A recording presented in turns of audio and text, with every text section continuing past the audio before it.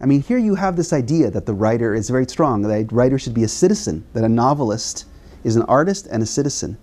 That idea is really radical. It's still very radical in the United States. But I learned that. Who did I learn that from? Camus. That's who I learned it from. And that's what I was trying to do.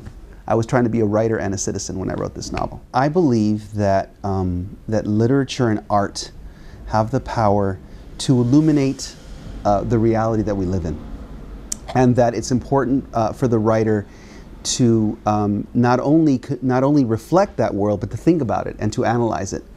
And I have been inspired by many writers who have done that. I mentioned Camus, but also another Parisian writer, and I will call him a Parisian writer, even though he's an American black man, but Richard Wright, who lived in Paris for many years and who was in the epigraph of my book.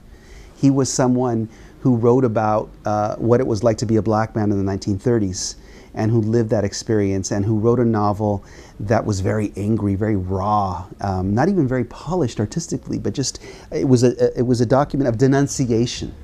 That to me was a very important book when I was a young man growing up, to read Native Son, Richard Wright's book.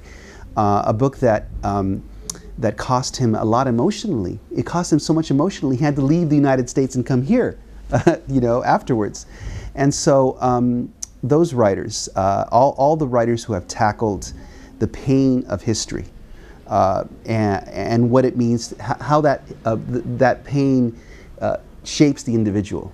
Gunter Grass, José Saramago, I like to call them the political fabulists, because they take political themes but they make these incredibly fabulous stories out of them.